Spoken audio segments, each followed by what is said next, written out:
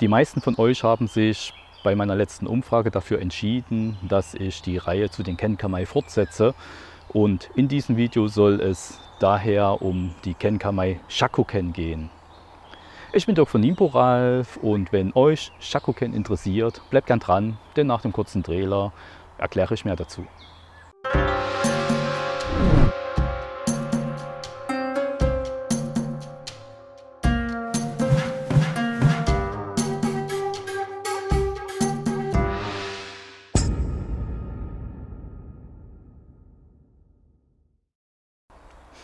Die Ken-Kamei bzw. Körperwaffe Shakoken wird in den meisten Dojo schlicht als Krallenhand oder Krallenhandfaust bezeichnet.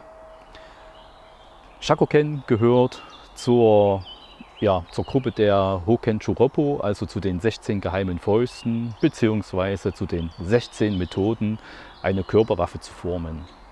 Übersetzt man nun die japanischen Kanji, kommt da nicht einfach Krallenhand heraus, sondern die Übersetzung lautet Mantis-Garnelenfaust oder Fangschrecken-Krebsfaust. Hier geht es um ein Meerestier oder das bezeichnet ein Meerestier und bei diesem Tier sind die vorderen Beinpaare umfunktioniert zu einer Art Fangkralle, ähnlich wie man es von einer Gottesanbeterin kennt, die ja auch zur Gruppe der Fangschrecken gehört, allerdings dann auf dem Land. Mit diesem Beinpaar wird die Beute blitzschnell gegriffen und festgehalten, doch dazu gleich mehr. Wie schon erwähnt, wird die Hand zu einer Art Kralle geformt. Die primären Angriffsformen damit sind reißende oder hakende Schläge, Griffe und Festhalten. Sekundäre Angriffsformen damit wären im Vorfeld Schläge mit den Fingerspitzen oder dem Handballen. Detailliert betrachtet wären das aber schon weitere Ken-Kamei, die in Kombination mit Shakoken verwendet werden können.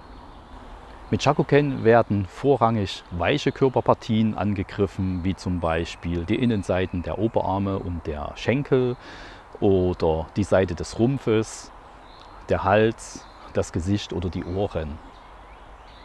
Eine spezielle Methode zur Anwendung von Shakoken ist bei Itaminake.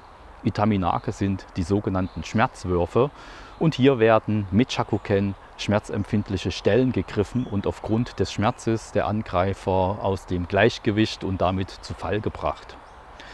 Und hier wiederum kommt quasi die Assoziation zu diesen Fangschreckenkrebsen, also dem schnellen Zupacken und Festhalten. Eine spezielle Methode mit Shakoken ist das Greifen und Abreißen von organischem Gewebe oder von weichem Gewebe. In einer historischen Überlieferung wird hierzu als Trainingsmethode beschrieben, dass man von Bäumen die Rinde abreißen soll. Und da ich gesunde Bäume lieber mag, habe ich hier mir ein mobiles Makiwara gebaut und trainiere lieber damit.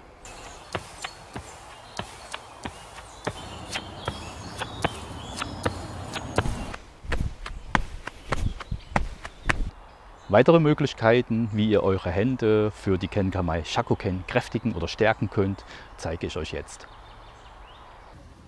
Die erste Möglichkeit, um eure Hände zu kräftigen, könnt ihr ganz locker nebenbei machen. Zum Beispiel während ihr bequem auf der Terrasse, auf dem Balkon oder auf der Couch sitzt und ein gutes Buch lest. Ich nutze für das Training so einen Gummiring. Ich weiß jetzt gar nicht, ob das ein echter Beißring ist, aber hier könnte man alternativ aus dem Tierhandel einen kleinen Beißring nehmen und ja, den in der Hand kneten. Alternativ zum Gummiring kann man auch so einen Handkrafttrainer aus dem Reha-Bereich verwenden, beziehungsweise glaube ich, die gibt es auch im Bergsportladen zur Kräftigung der Griffkraft.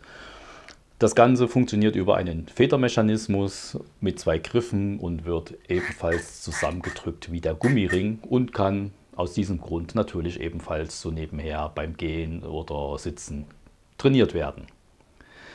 Wer es etwas kampfkünstlicher haben möchte, der kann einen sogenannten Eagle Catcher benutzen. Die Teile kamen, glaube ich, damals auf mit Bruce Lee und der sagenumwobenen Todeskralle.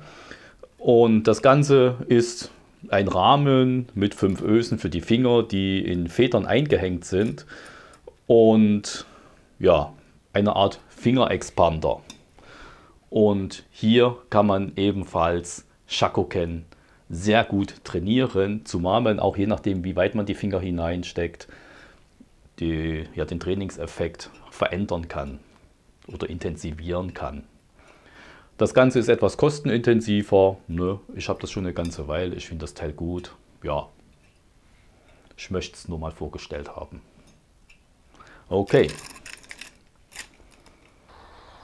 Habt ihr Anmerkungen zu Shakoken? Schreibt es mir gern in die Kommentare. Natürlich dürft ihr auch dort euer Feedback zum Video hinterlassen. Vielleicht habt ihr auch einen Wunsch, um welche Ken-Kamae es im nächsten Video dieser Reihe gehen soll. Es wird aber dann erstmal ein Video zu einem anderen Thema folgen. Wenn euch das Video gefallen hat, zeigt es mir gern mit einem Daumen. Hier oben habe ich die Playlist zur Ken-Kamae-Reihe verlinkt und hier unten findet ihr ein weiteres interessantes Video. Ich sage danke, dass ihr bisher geschaut habt. Tschüss, euer Doc von Nipo Ralf.